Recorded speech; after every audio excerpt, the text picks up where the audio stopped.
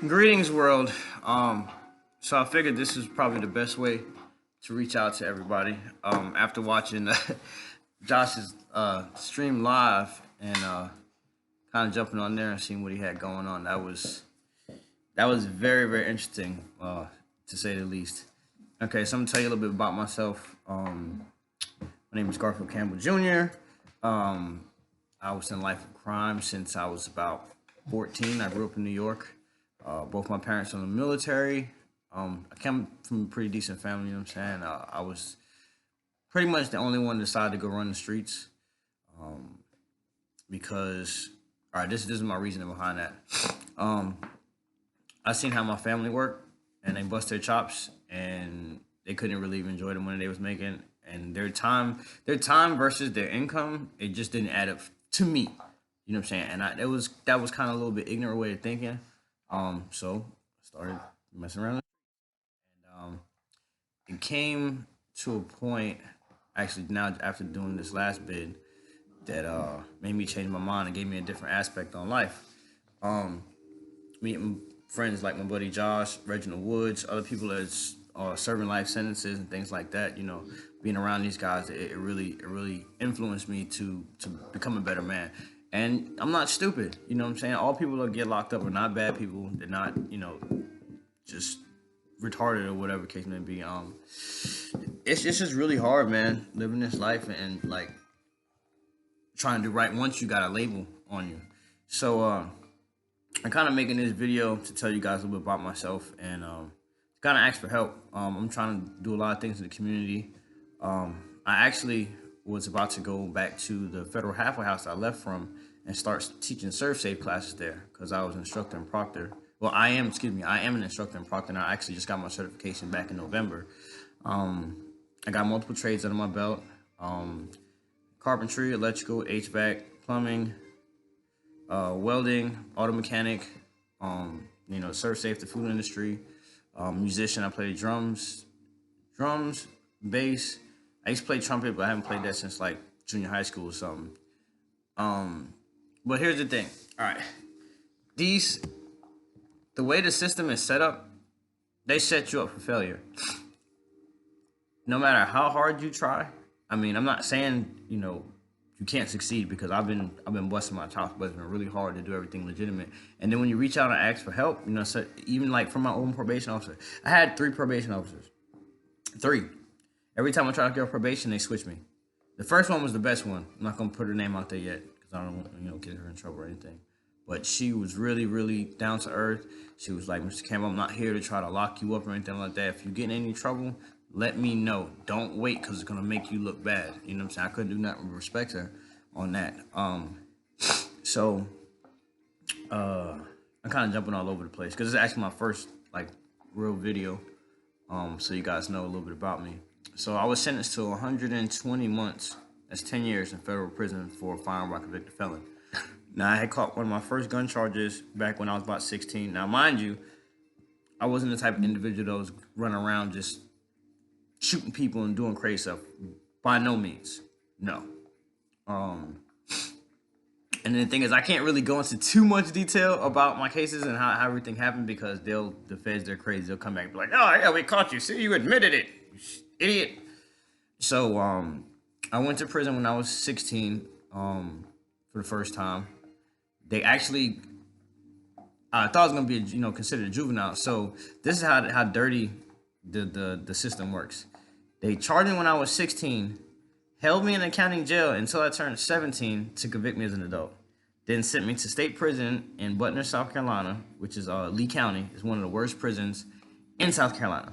And I'm 5'2", and I was probably like 110 pounds soaking wet. And they sent me in there with a freaking whole bunch of gorillas. It was an experience. Uh, it was very, very, very, very traumatic. I mean, like you see some really twisted, messed up stuff and fights and violence and all that stuff like that. And then the thing is also as well, I was from New York, so I didn't really have any homeboys or like a crew because like when you get locked up, you kind of like get with they call them cars and stuff like that. You get with your crew and stuff like that. There was only two people in the whole prison from New York, and they was both lifers. Yeah, that was in my dorm. Um, So did 2 years there. I was lucky enough, blessed enough to be able to make parole. Um, I hadn't gotten in any trouble and stuff like that. And one of my one of my old connects, his wife and him, they allowed me to go stay at their house. So I had an address. And then one of the guys I was locked up with, Terrence Johnson, cool dude. His mom owns an apartment complex, and stop it, boy. And my dog's trying to play with me right now. And that was my employment. So I was gonna be like considered a maintenance worker there. That's how I got out. So did that. Stayed out for probably like another year and a half. Right back to the streets. I mean, I was still working though. I was doing HVAC work at the time. I started off doing carpentry, then I did some HVAC, um, some landscaping, and was work on cars in between. Doing other things I wasn't supposed to. Um, and yeah, I didn't learn my lesson. It was just the money, man. Because in order to really like maintain that financial freedom, you gotta have a good bit of income. You know what I'm saying? And I wasn't the type to buy fancy clothes and rims and all that stupid stuff, and by no means, because that attracts the wrong attention from the cops, from robbers, from shiesty ass chicks, all the above. Um, so now as it stands, I did my second bid, which was in Brown Creek. That was in Polk, North Carolina. First I went to Polk, and if you ever heard about Polk, that is another terrible prison. The age is from 18 to 25. So you got what we call Thundercats. You got a whole bunch of young, pissed off kids just terrorizing each other. Like gang violence is outrageous. I think they probably made some documentaries about that damn place. But I've seen some messed up stuff there. They should take toothbrushes, and we'll take the razors and we'll pop them and we'll melt the razors in. Let me see, damn. Let me go to the bathroom real quick. Hold on 1 second. Oh boy.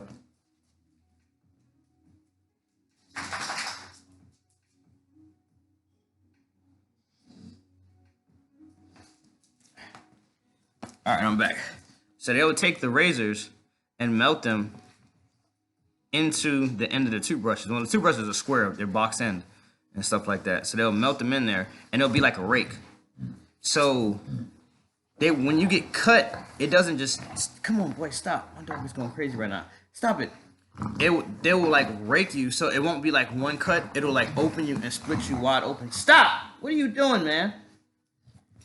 My dog, man. So yeah, it was pretty freaking intense going through that. Then got out. Once again, my dumb ass decided I'm gonna go back to the streets. I was doing good for a while though, but actually it was during 2008 during the recession, so it was really, really, really hard to find a job. And I did end up getting one. Here, you want some ball? Here. You want it? The dog is like tearing up underneath the couch trying to get to this damn tennis ball. Now I got it. Now you want to be quiet. Anyway, so got during 2008, and it was really hard to find a job, and but I still maintained. Ended up going back to work for a company called Hard Hat Solutions, which is like a temp agency, and I got in with Mechanical Systems Services in Charlotte, North Carolina, and was doing that. I was about 22, 21, 22, and I was making about $19 an hour. Didn't have my EP at the time. I have it now. Um, and okay, I'm trying to do something right now. I love you too. But I got back in the streets, but this time they knocked me over my head. The state had got the case. Then they turned it over to the feds, which the feds like almost never lose. They got like a 98% conviction rate, and that's because people, you got to plea out, because even if you're not guilty, and you and give me and you probably got evidence, stuff like that, they will make it so they will pay people. They will pay people to come to court to testify on you that have nothing to do. You've never seen these people in your life. You know what I'm saying? You'll be sitting up in the courtroom like, who the fuck is that? Like, how does he even know anything? I don't even know this guy, or this girl. You know what I'm saying? And it's terrible. It's really, really terrible. And they set you up for failure, man. They really, really do. And I'm not saying that I'm completely innocent. I was just this good freaking guy out here doing everything right. No, I was I wasn't a tyrant, but I didn't play no games, and I took care of my friends and stuff like that, people I dealt with, and you know. But now, as it stands, I'm trying to do a lot of things for the community, trying to reach back. But this probation and these people are just